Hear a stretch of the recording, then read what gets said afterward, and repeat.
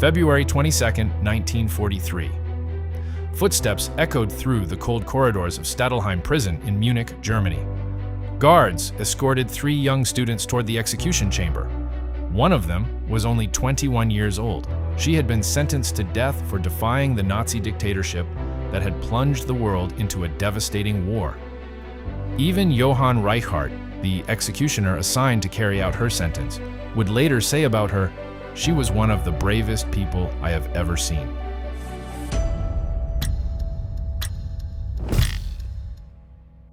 Sophie Scholl was born on May 9, 1921, the daughter of a politician and outspoken critic of Nazism. Her father, Robert Scholl, deeply believed in freedom of thought and openly opposed Nazi ideology. In their home, the Scholl children were raised with a strong sense of integrity, justice, and moral responsibility toward others. In the 1930s, Adolf Hitler transformed Germany into a totalitarian state. At the center of Nazi ideology was the belief in a so-called pure German race.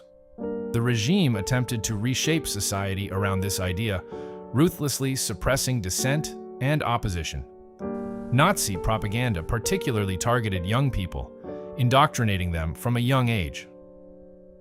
Like many others, Sophie initially fell under the influence of this propaganda. At just 12 years old, she enthusiastically joined the Girls' Youth Organization created by the Nazi Party. The uniforms, camps, and organized activities were exciting and appealing to many young people. However, Sophie soon began to notice troubling contradictions. One day, she saw that 2 of her Jewish friends were rejected from the Nazi youth organization simply because of their background. For the first time, she began to feel that something was deeply wrong with the system.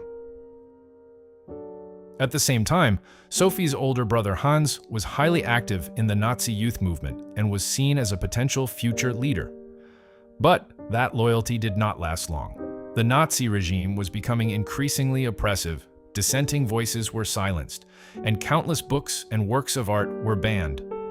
As a medical student, Hans witnessed these developments firsthand and began questioning the ideology he had once supported. When Sophie was 16, her brother Hans was arrested by the Gestapo after criticizing the Nazi youth organization and being linked to an anti-Nazi youth group. He spent 3 weeks in prison and was subjected to intense interrogation. This experience left a deep impression on Sophie.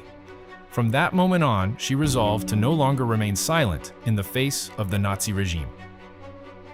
In 1941, as part of the university admission requirements, Sophie was assigned to an old castle in the town of Krauchenwies.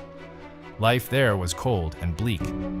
While the other girls spent their evenings chatting in their beds, Sophie read texts about freedom and human rights by the dim light of a torch.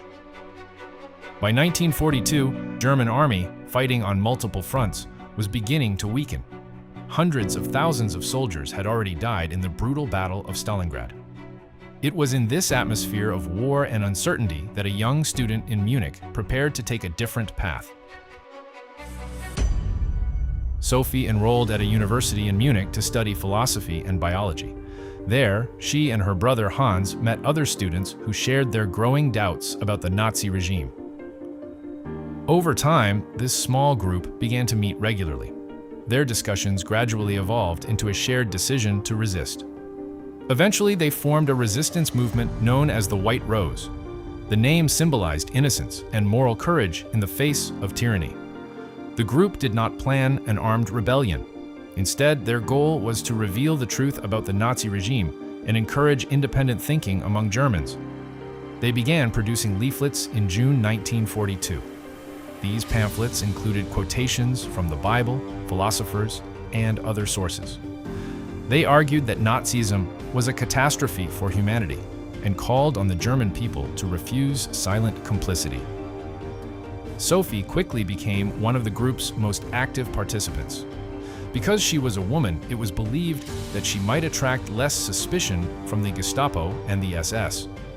As a result, she often carried out the most dangerous tasks, such as transporting and distributing the group's materials. On the morning of February 18, 1943, Sophie and Hans arrived at the University of Munich carrying suitcases filled with leaflets. They began placing stacks of leaflets throughout the building. As they were about to leave, Sophie noticed a few copies remaining. Acting on impulse, she walked upstairs and scattered the remaining leaflets over the stairwell railing. The papers floated through the air, spreading across the university's entrance hall. This moment later became one of the most powerful images of the German resistance. However, it also sealed their fate. The university's pro-Nazi janitor witnessed the act and reported it to the Gestapo. Both Sophie and Hans were arrested shortly thereafter. During interrogation, the Gestapo initially considered the possibility that Sophie was innocent. However, the draft leaflets discovered in Hans's possession clearly connected them to the resistance movement. Their trial was presided over by Roland Freisler, one of Nazi Germany's most notorious judges.